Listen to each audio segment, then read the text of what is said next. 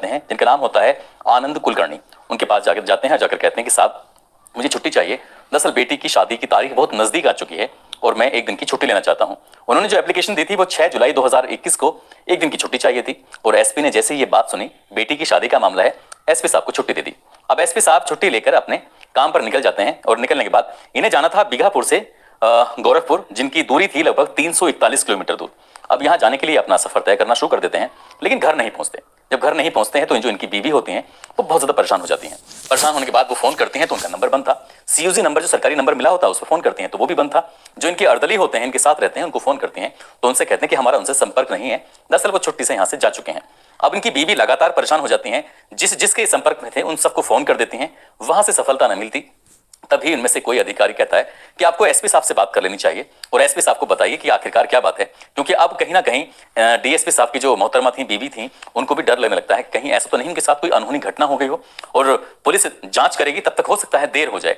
इसलिए उन्होंने तुरंत ही फोन लगाया उन्नाव के एसपी साहब को, आनंद कुलकर्णी को, और रोते हुए एक बात कही कि एसपी साहब मेरे पति छुट्टी लेकर घर के लिए निकले थे, लेकिन वो उनका पता ही नहीं चल रहा है। मैंने उनके पर्सनल नंबर पर फोन किया, उनके 1-2 नंबर और हैं उन पर भी फोन किया, साथ ही जो सरकारी नंबर था उन पर भी फोन किया, लेकिन बातचीत नहीं हो पा रही है। कहीं उनका पता करने की कोशिश कीजिए, ऐसा ना हो उनके साथ कुछ हादसा हो जाए, कुछ गड़बड़ी हो जाए।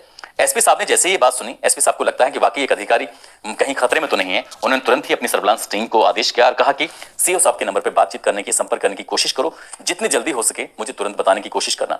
जैसे ही सर्विलांस टीम को ये बात मिलती है सुनने के लिए, सर्विलांस टीम ने एसपी साहब के आदेश को सरमाथे से लिया और उसके बाद अपना काम करना शुरू कर दिया। काम करना जो शुरू कर दिया, इनका नंबर जब लोकेशन लगाई जाती है, इनकी जो सीडीआर देखने की कोशिश की जाती है, तो सबसे पहले सीडीआर निकलने में तो खैर वक्त लगता है, लेकिन लोकेशन निकलने में आसानी हो जाती है और वो कम से कम समय में निकल जाती है। आखिरकार इनकी लोकेशन आ जाती है और लोकेशन आती है कानपुर का एक गंगा पार एक इलाका है, वहां पर माल रोड है। माल रोड के पास इनकी आखिरी लोकेशन पाई जाती है।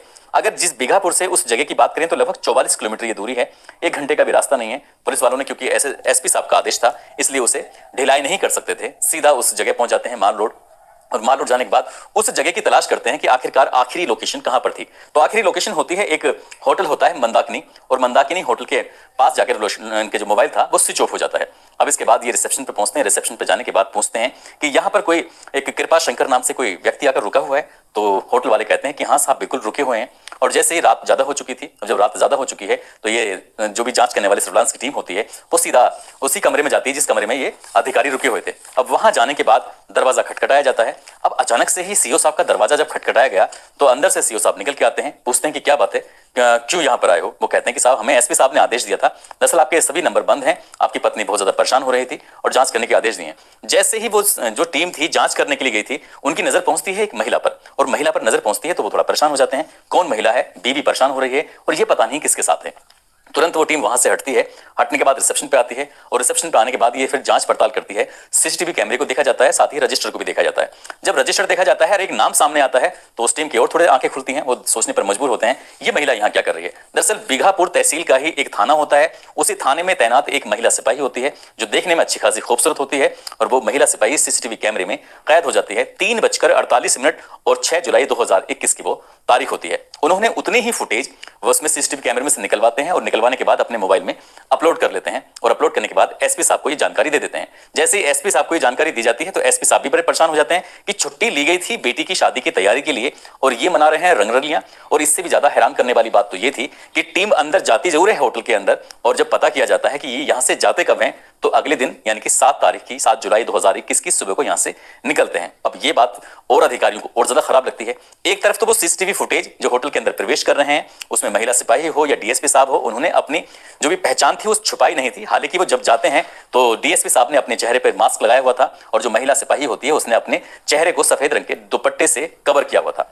ये वीडियो सोशल मीडिया पर वायरल हो जाती है और वायरल ये हो जाता है कि सर्किल ऑफिसर यानी कि डीएसपी साहब वो अपने ही इलाके के एक थाने की महिला सिपाही के साथ अश्लील हरकत कर रहे थे या रंगरलिया मना रहे थे। जब ये सब बातें होती हैं तो धीरे धीरे करके मामला पहुंच जाता है उत्तर प्रदेश की राजधानी लखनऊ में, और लखनऊ तक पहुंचते पहुंचते डीजीपी कार्यालय तक पहुंच जाता है। अब वहीं से आदेश होते हैं कि इनके खिलाफ जो भी मामला है इसकी जांच पड़ताल करिए। जांच पड़ताल करने के एसपी साहब जो है वो एएसपी होते हैं शशि शेखर सिंह, उनको मामले की जांच देते हैं। जांच में कुछ सत्यता पाई जाती है और सत्यता पाई जाने के बाद डीजीपी संतुति करते हैं गृह विभाग के लिए लिए और गृह विभाग इनको निलंबित कर देता है। अब महिला सिपाही बस वहां से अगले दिन, यानी कि ये बात होती है मंगलवार की, बुधवार को वो अपने ऑफिस पहुंचती हैं और ऑफिस पहुंचने के बाद उन्हें लगता है कि शायद ये मामला बहुत ज्यादा वायरल हो रहा है। तभी गुरुवार को अपने एसओ के पास जाती हैं, जाकर कहती हैं कि साहब मुझे 3 दिन की छुट्टी दे दीजिए, मैं अपने घर जाना चाहती हूँ। यानी कि अब बदनामी जब ज्यादा होने लगती है तो वो यहां से चली जाती हैं और जाने के बाद अपना काम में लग जाती हैं। लेकिन उधर जो डीएसपी साहब होते हैं उनकी लगातार बदनामी हो रही थी, वो बहुत ज्यादा परेशान भी होने लगते हैं। ऐसी स्थिति में एसपी साहब को लगता है कि कहीं ये कोई गलत कदम ना उठा लें, इसलिए 2 सिपाही और 1 दरोगा को उनकी सुरक्षा के लिए मुस्तैद कर दिया गया। कह दिया गया कि जहां जहां जाएं वहां वहां इनके साथ रहना है, ऐसा ना हो कि कोई चूक हो जाए और हमारे हाथ से एक डीएसपी निकल जाए। अब डीएसपी साहब जहां भी जा रहे थे, चाहे वो खा रहे थे, पी रहे थे, चाहे टॉयलेट में जा रहे थे, वो दोनों सिपाही और दरोगा उनकी निगरानी कर रहे थे। और निगरानी करते करते ये बात जब धीरे धीरे और पुलिस वालों के माध्यम से दूसरे लोगों तक पहुंचती है तो वाकई उन्हें और ज्यादा ग्लानि आती है। हालांकि वो सस्पेंड हो जाते हैं, उसके बाद फिर बाद में जो भी होता है, ये विभाग के मामला है, वो बहाल भी हो जाते हैं। लेकिन ये जो इस बीच में मामला हुआ था, ये कोरोना काल का वो युग चल रहा था जब लोग एक दूसरे से मिलने से भी बच रहे थे और इन्हें मौका मिलता है और ये दोनों महिला सिपाही के साथ अपना काम कर रहे थे। पुलिस सूत्रों का, जो अखबार में एक खबर भी छपी थी, पुलिस सूत्रों का दावा था कि बिहार की एक महिला दरोगा के साथ भी शायद इन्हीं डीएसपी साहब अपने अश्लील बातें करते थे, तो वहां से भी कुछ ना कुछ इनके खिलाफ मामला हो जाता है। हालांकि मामला खिलाफ था या नहीं था, ये तो खैर एक अखबार ने ऐसा लिखा है। लेकिन जो भी उन दोनों हुआ था, वो डीएसपी की खबर पूरे उत्तर प्रदेश में आग की तरह फैल जाती है और लोग सोचने पर मजबूर हो जाते हैं कि एक अधिकारी आखिरकार अपने ही महिला कांस्टेबल के साथ, जो उनके विभाग से जुड़ी हुई है, उसके साथ ऐसा कैसे कर सकते हैं।